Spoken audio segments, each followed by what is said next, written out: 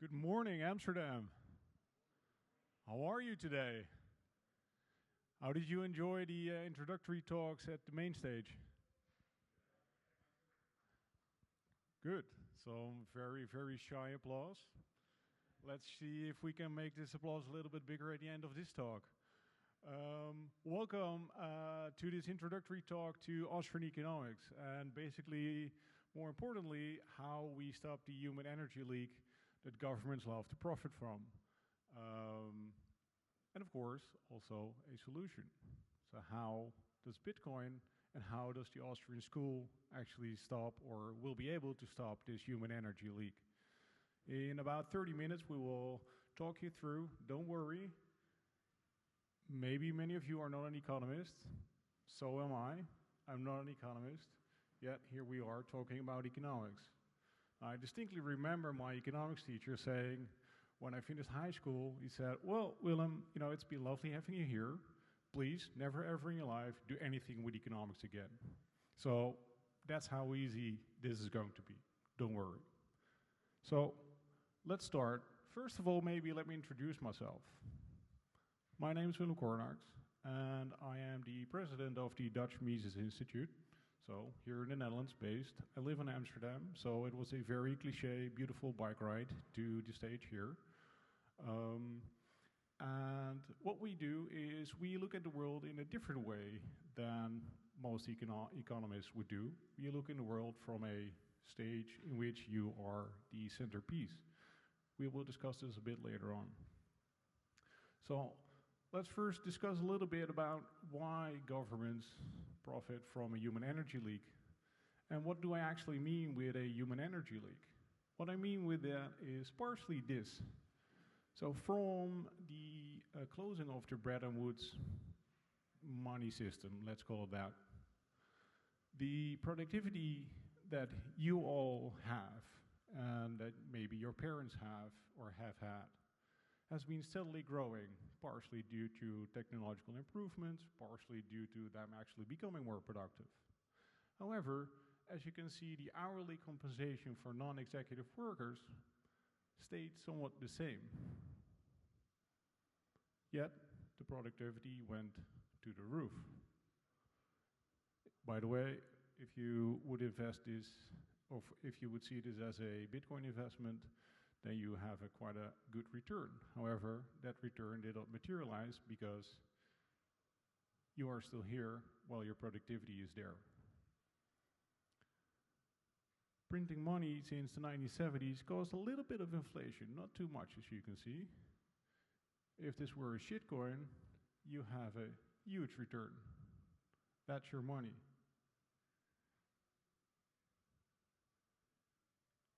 What happens is even worse with all this fake money is that most people actually sort of are here, whereas the executives are there, meaning our beautiful fiat money system creates a lot of social inequality, creates a category of haves and have-nots just by printing up money for decades.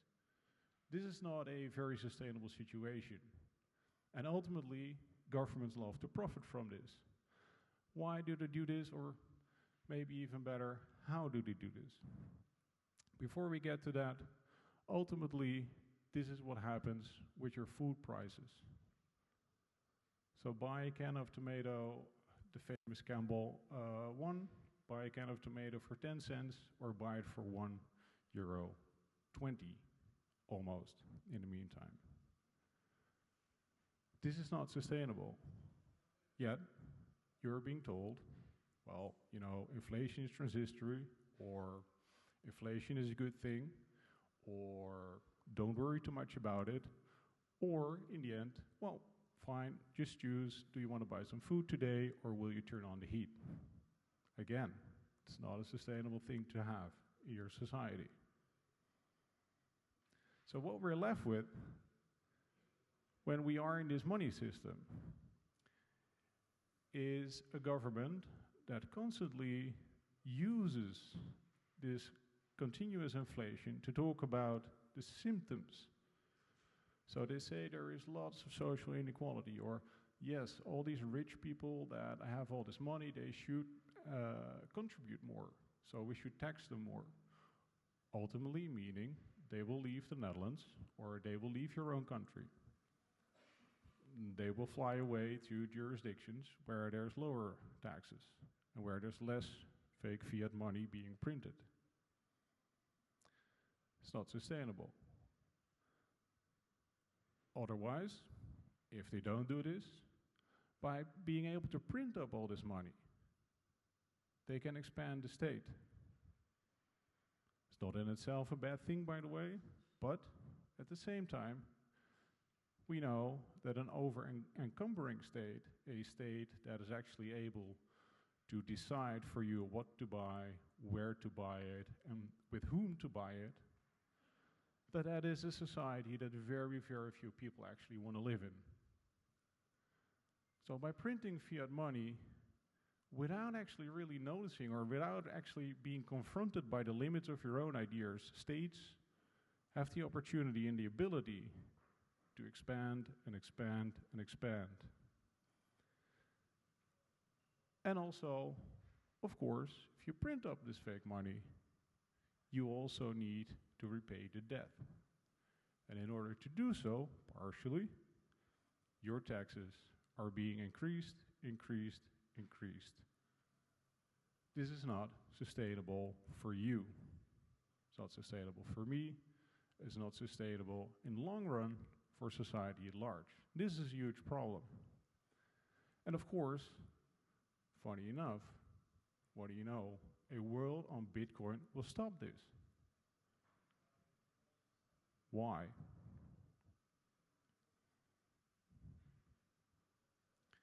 First, you might think, why do I care? Because, after all, I'll buy some Bitcoin. I'll make sure my holdings are in Bitcoin. When that happens, fine, the government can't touch it.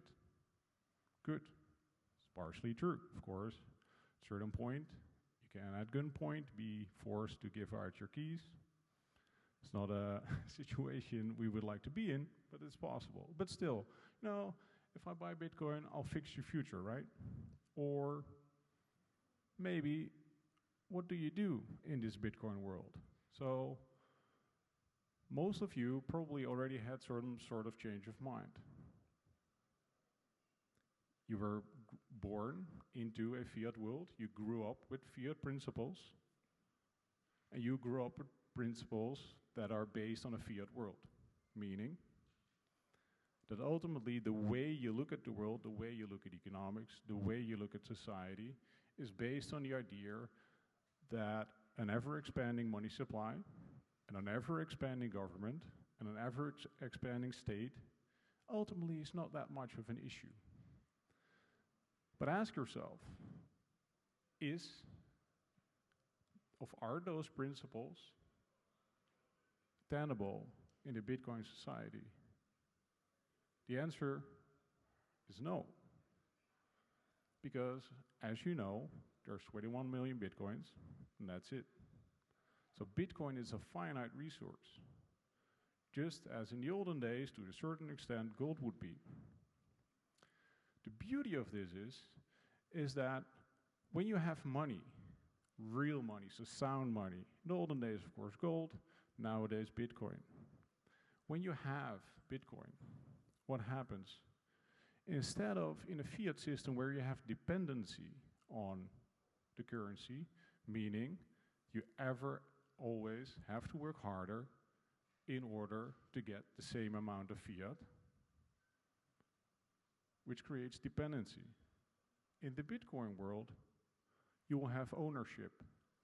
Because the amount of Bitcoin is finite, you actually, when you make a decision, and we will come to that later, when you make a decision, you transfer real wealth from one person, you, to another, which allows you to make sound, rational decisions. Why? Because you're giving a bit of your own wealth, your own energy away. That is why Bitcoin ultimately is able to stop the human energy leak.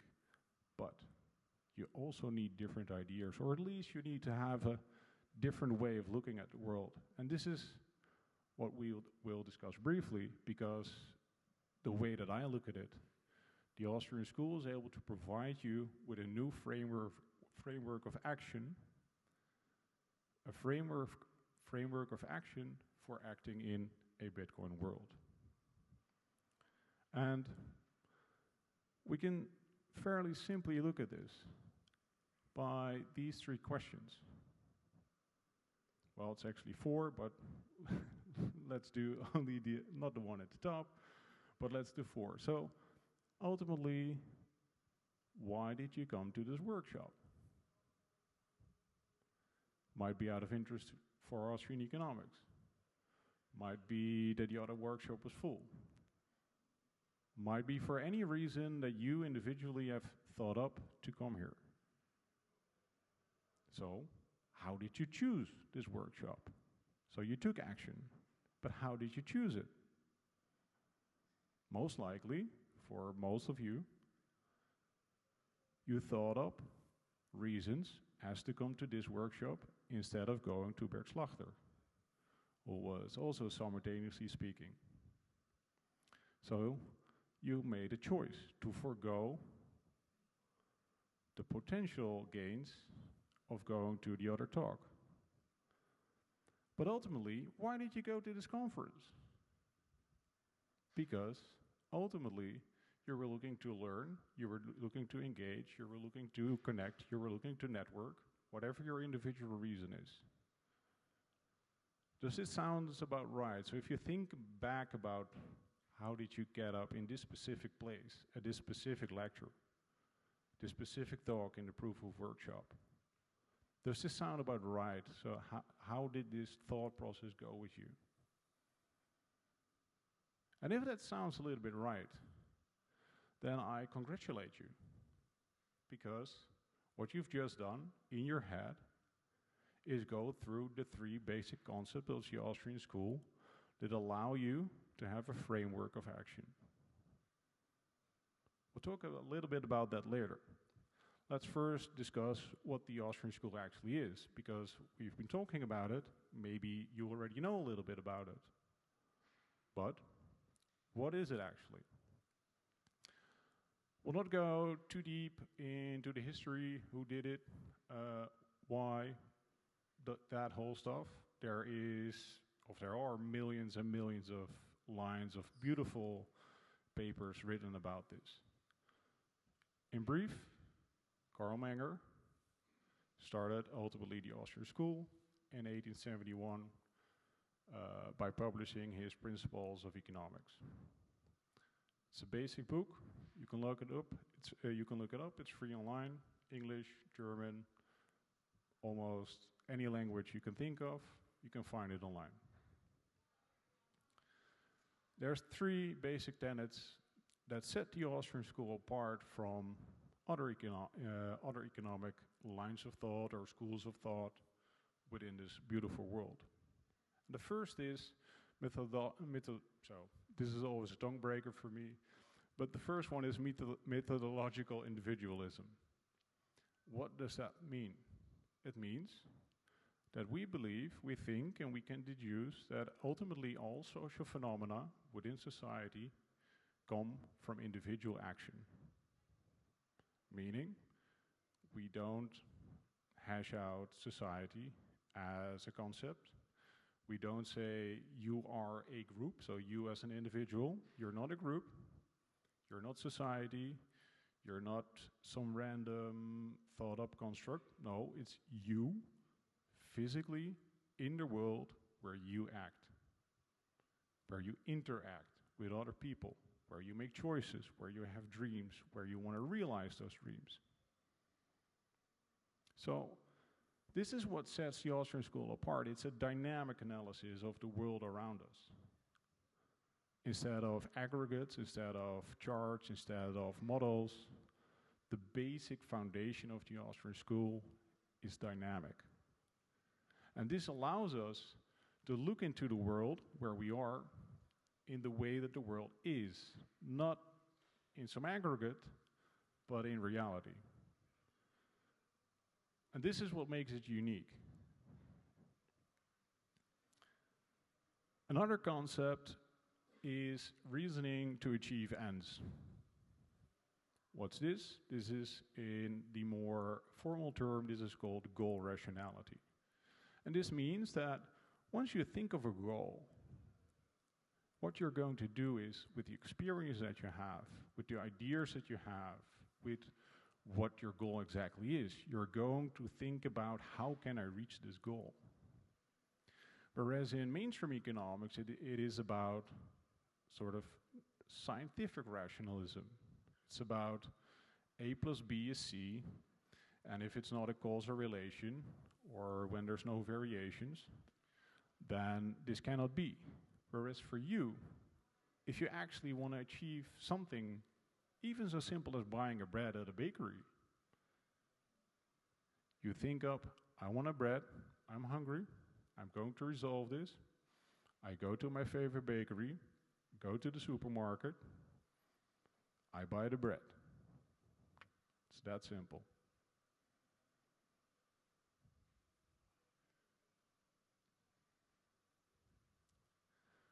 So, some slides back, I asked you, how did you come here? What was your choice? What choices did you make? Why did you come to this conference? And basically what we discussed were these three concepts. And these three concepts are uniquely Austrian. The fun thing is, when you forgo the opportunity to gain either a monetary gain or an intellectual gain or a social gain, it doesn't really matter. This shows that opportunity costs is a broader concept. It can be used, yes, for monetary gains. It can be used for determining friendships. It can be used for whatever it is you want to use it for. But it gives you, and that's actually the most important part of it, it gives you the opportunity to come to a sound, rational analysis of what it is that you're going to do. Because if you know, or if you're able to sort of calculate or guesstimate what the benefits will be from choosing A or choosing B, then this gives you insight in what you need, and what you need to achieve either A or B. So how do you know what you need? Well, this is derived from subjective value. Subjective value means nothing more and nothing less than that you, the individual, attributes value to certain objects, goods, services, people, art, money, companies, transactions, whatever it is. And this means that ultimately this value is derived from how you look at the world, how you perhaps even want this world to be. But always you have to connect this with action, because if you don't act, this value will never materialize, and it will stay a dream. So, the third concept, marginal utility, is it's one of the concepts that actually is being, that actually has been absorbed into mainstream economics as well.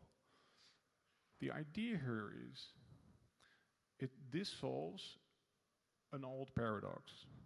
And the old paradox was a diamond-water paradox. So in the 19th century, when Adam Smith was making his ways into the world with his Wealth of Nations, the diamond and water paradox was the idea that they couldn't figure out why water in the desert is very valuable, because it's life-saving.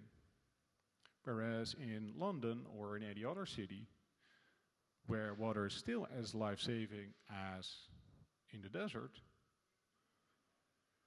but the value attributed to it in London or any other city is way less than it is in the desert. And if you think of this, nowadays it's perfectly natural. Why? Well, because of course you die without water.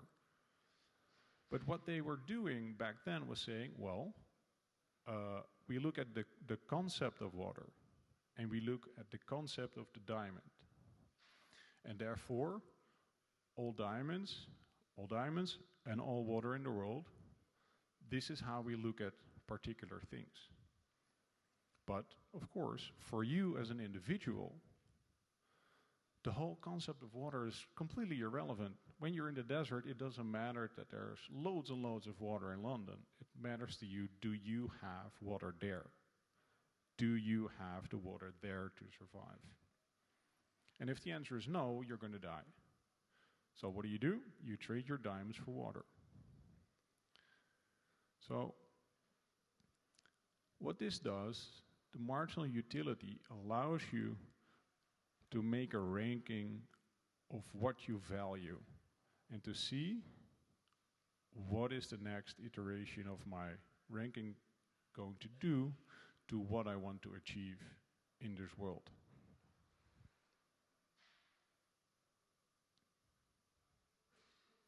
So, what does this actually do? Because we're not necessarily talking Austrian economics here, we're also talking about Bitcoin. And I alluded to this in the beginning a little bit, namely, because Bitcoin is finite, it can't be forged. And that's a beautiful thing, because this means that if you work an hour, and I don't know, I'm making this up, you work 1 hour, you get 1 sat. It's not that much, to be honest, termed in euros, but maybe one day, 1 sat is 1 million, I don't know. But let's say you work 1 hour, you get 1 sat. Good. It will always be that 1 sat. And you know this, because Bitcoin is finite. So what this does, it takes away the ability for governments to expand that money supply. As a consequence of taking away the ability to expand this money supply, you and the government will be at the same level. You and the government will be at the same level. Why? Because a finite money supply brings back responsibility and action. It brings back responsibility because nowadays, if your government screws up, and of course, no, they never do that. So, this is really hypothetical. So if your government screws up, what happens is either you'll be taxed more,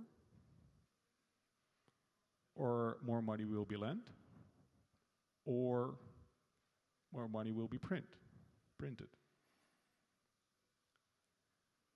There is no responsibility there, ultimately.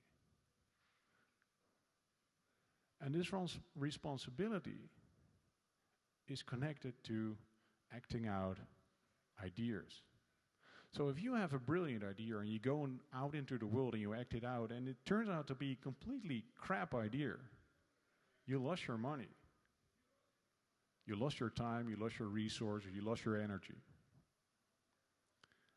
But if you go out into the world and it's a brilliant idea, you have an opportunity to serve others by providing them with a good or service that other people actually value.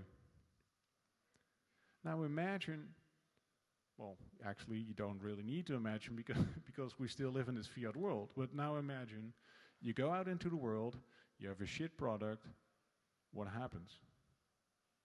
As a government, you can finance your way back. You can create the money, you can tax others. In other words, you can divert the responsibility of acting out bad ideas onto others. So there's no real responsibility there. And Bitcoin brings that back. And this is fundamental. Why? Because it puts you back into the driver's seat of your own wealth, of your own time, of your own energy. And this is a beautiful thing.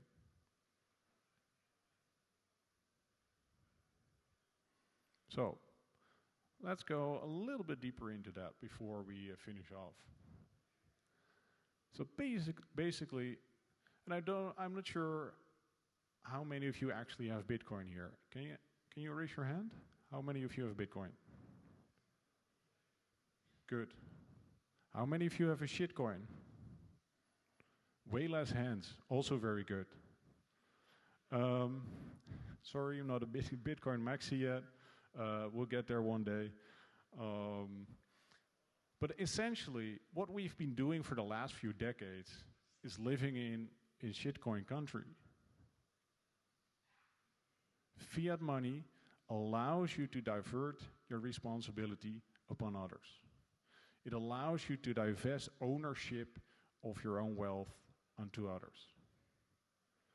And it makes sure that you need to work ever harder and harder to gain the same as you were used before. Imagine now a world on Bitcoin and sound money. None of these problems exist.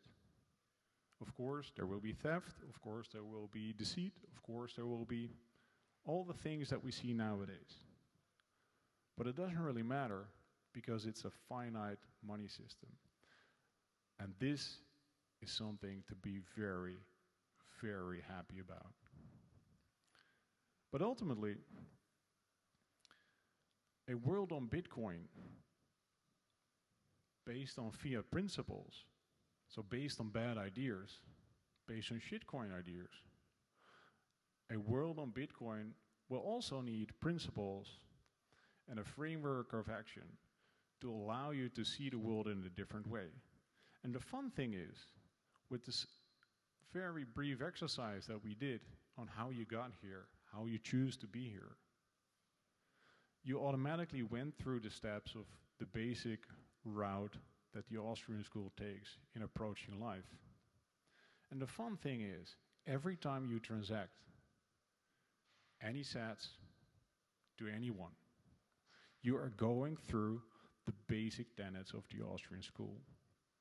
Because you rationalize to what end you want to execute your ideas, and to execute your ideas, you attribute value to the things that you do. So Bitcoin in the Austrian school are a very natural fit for a world on Bitcoin.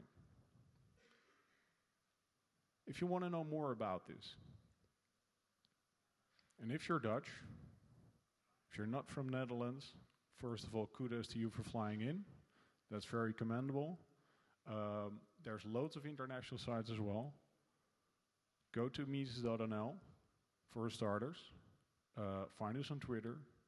Find us on Facebook. Let's connect and build a Bitcoin world without fiat money. I would like to thank you very, very much for your attention, and I hope you have a very lovely conference here in Amsterdam. Enjoy your day. Thanks.